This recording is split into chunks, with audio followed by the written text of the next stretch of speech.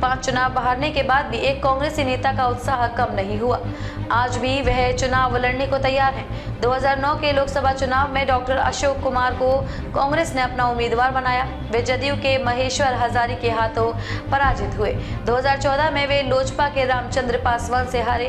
वोटों का अंतर करीब 10,000 रुपए का था। बिहार में कांग्रेस के साथ 2 लोकसभा सीटों पर गजब सहयोग बना हुआ है।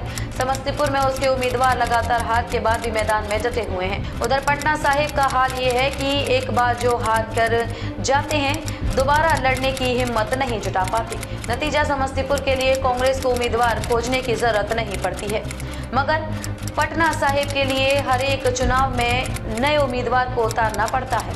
समस्तीपुर पुराना क्षेत्र है। 2009 में इसे अनुसूचित जाति के लिए आरक्षित कर दिया गया। पटना साहिब का सृजन 2009 में हुआ। यह सामान्य सीट है। 2009 के लोकसभा चुनाव में डॉक्टर अशोक कुमार को कांग्रेस ने अपना उम्मीदवार बनाया था। वे जदयू के महेश्वरी हजारी के हाथों पराजित हुए। 2014 में वे लोजपा के रामचंद्र पासवान से हारे। वोटों का अंतर करीब 10,000 का था।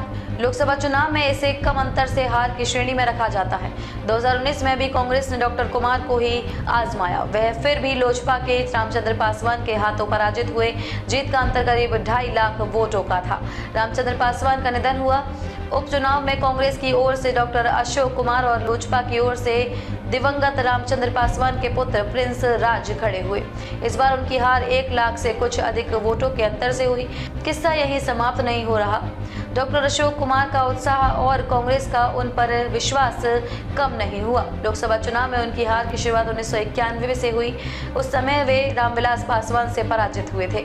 तब रोसड़ा सुरक्षित क्षेत्र में उनकी हार हुई थी। अशोक खानदानी कांग्रेसी हैं। उनके पिता बालेश्वर राम 1980 में रोसड़ा से निर्वाचित हुए थे। वह इंदिरा गांधी मंत्रिपरिषद में राज्य मंत्री भी थे।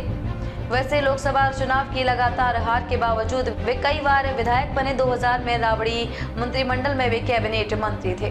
दूसरी तरफ पटना साहिब में भी समस्तीपुर की तरह कांग्रेस लगातार हार ही रही है। अंतर यह है कि पटना साहिब के लिए उसे हर बार नया उम्मीदवार खोजना पड़ता है। उसे हर बार सिने जगत का कोई न कोई नया चेहरा मिल ही जाता है। 2009 में अभिनेता शेखर सुमन कांग्रेस टिकट पर चुनाव लड़े। 11.10% वोट पाकर तीसरे नंबर पर रहे। हार के बाद उन्हें किसी ने कांग्रेस पार्टी के कार्यालय में नहीं देखा। 2014 में कांग्रेस ने अभिनेता कुणाल सिंह को उम्मीदवार बनाया। वोट प्रतिशत बढ़कर 20.95% हो गया, लेकिन हार भी हुई। 2019 में शत्रुघ्न सिन्हा आए। 32.87% वोट और उसके हाथ पराजय की कसक लेकर पटना साहिब से गए तो फिर कभी इस क्षेत्र का रुख नहीं किया। इस बार फिर कांग्रेस किसी नए उम्मीदवार की खोज कर रही है। अगर योजना के अनुसार सब कुछ हुआ तो लोकसभा के पूर्व अध्यक्ष मीरा कुमार के पुत्र अंशुल आर्य यहां से कांग्रेस के उम्मीदवार होंगे।